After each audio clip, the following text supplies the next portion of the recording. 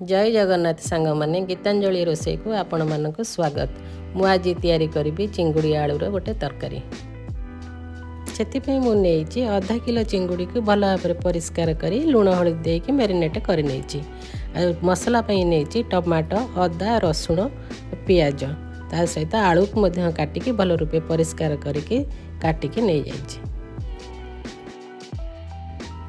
आगे मुझे grinder jar tomato अदा रसुण एक ग्राइंडिंग करी एक फाइन पेस्ट तैयारी करिनेबी।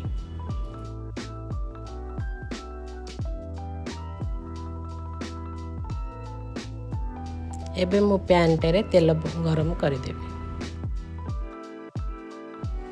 सेतरे मु आलू को पकेकी गोल्डन ब्राउन हैला पर्यंत भल रूपे भाजिबे।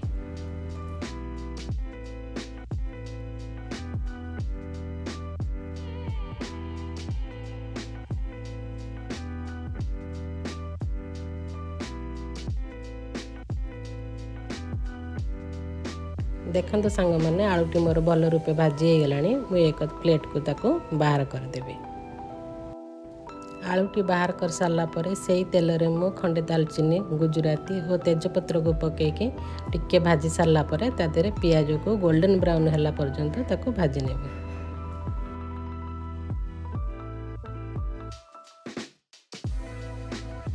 एबे मोर पियाजटी भल रूपे भाजी हो गलानी। मु ताको बाहर करदेबी।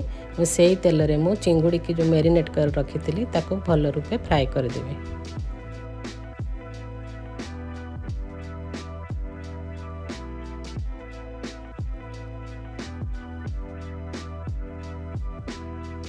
चिंगुड़ी कुक हाँपाई बेसी समय लगे ना, ताको 5-10 मिनट भल के फ्राए करके ताको बाहर करदेबी।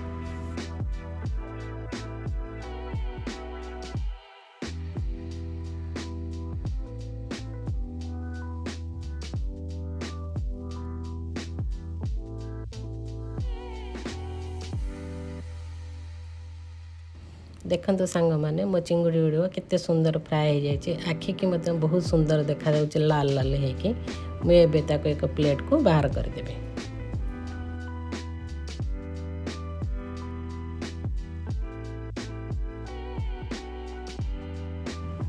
एबे मु से पैन रे टिके तेल देकी आगु ग्राइंडिंग कर रखि टमाटो मसला को ता देहरे दे भल टिके भाजी देबी।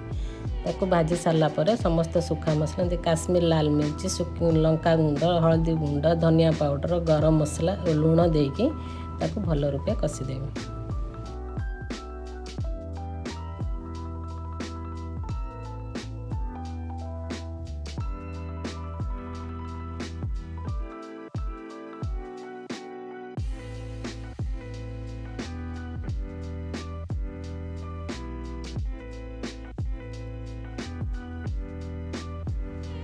एबे मोर मसला टिके भाजी हो गलानी। जो भाजिकी रखि पियाज को गोटे पेस्ट करके से मसला देहरे ताको ढाली देबी। मसला जार को मध्य टिके धोईकी ता देहरे पानी देके से मसला को पुनर्बार भल रूपे कषिबी।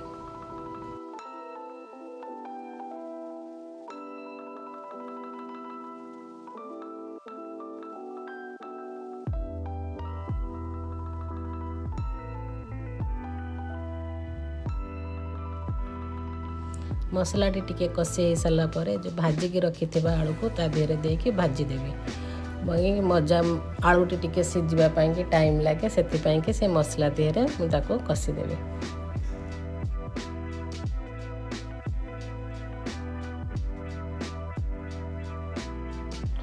मसलाटी भल रूपे कषि हो जाए। आलू मोर 50% सीझी जाए। एबे मु ता देहरे चिंगुड़ी माछ को पकेकी आउ टिके कषिदेवी।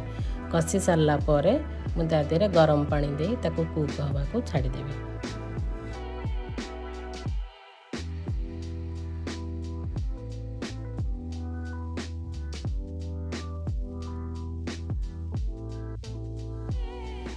प्राय मु 10 मिनट खंडे ताको कुक करने के छाड़ी देछि।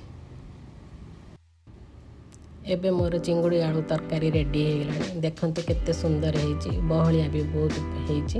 एबे मैं ताको गोटे प्लेट रे सर्व करदेबी। आपण माने एई तरकारी को लंच किंबा डिनर रे खाई परिबे। पिलाठू बुढ़ा पर्यंत समस्त यही तरकारी को खाइबा पाई कि बहुत पसंद करेंगे। जदि आपण मानक ये रेसिपीटी भल लगे लाइक शेयर सब्सक्राइब करने को भूलिए ना। धन्यवाद।